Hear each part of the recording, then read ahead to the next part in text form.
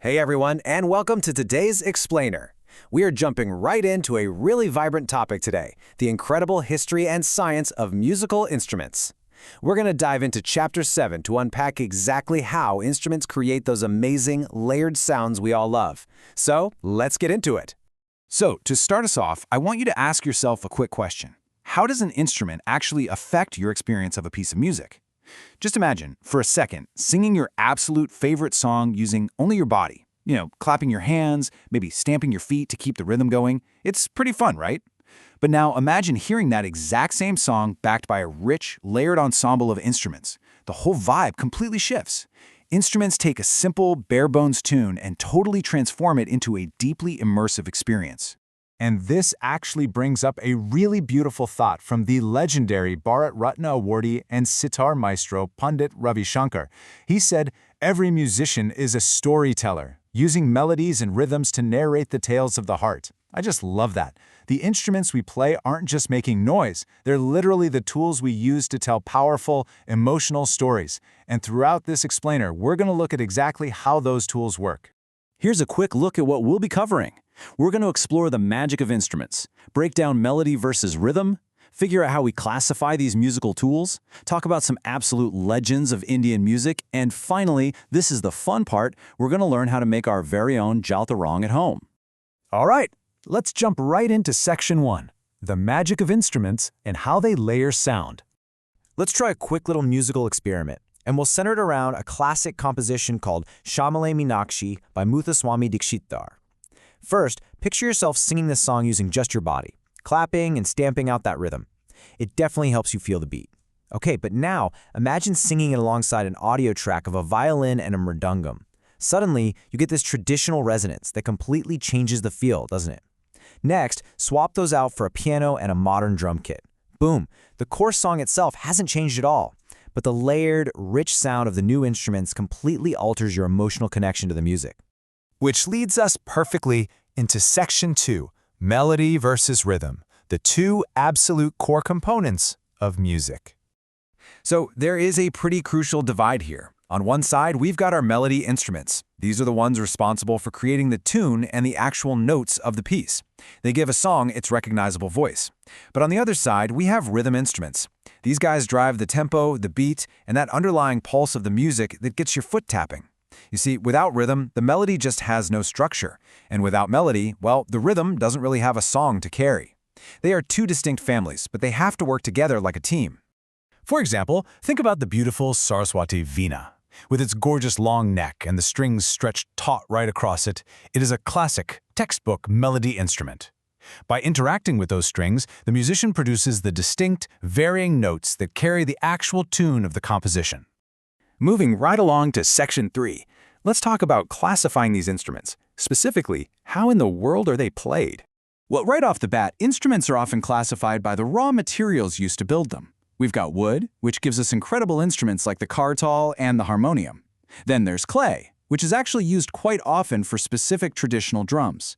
And of course, metal, which gives us the deeply resonant shank and various kinds of cymbals.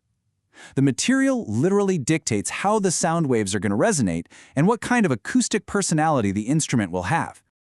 But beyond just what they're made of, they're also classified by the physical playing technique. Like, how do human hands actually interact with them? Some instruments, like the veena, are plucked, usually right with the fingernails. The violin, on the other hand, is bowed. Then you have instruments like the santoor and the tabla, which are struck using sticks, little hammers, or just the palms of your hands.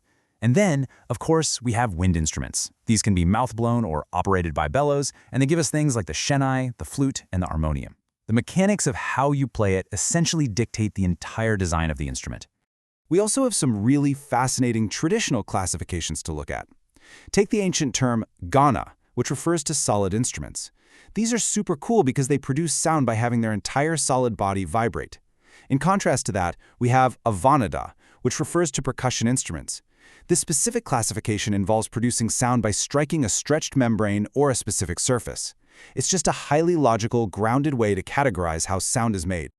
Okay, Section 4. We absolutely cannot talk about the magic of instruments without mentioning the legends who brought them to life, like Ustad Bismillah Khan.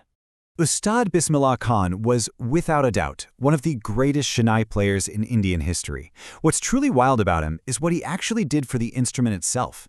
He took the woodwind Shehnai, which before him was mostly just used in folk music, and single-handedly elevated it into mainstream Hindustani classical music, a real game-changer. He even received the Bharat Ratna, the highest civilian award, but perhaps most powerfully, he was viewed as a massive symbol of religious harmony. He even had the immense historical honor of being invited to perform at the Red Fort on August 15, 1947, the very day India gained its independence. It just goes to show how deeply tied these instruments are to human history and emotion.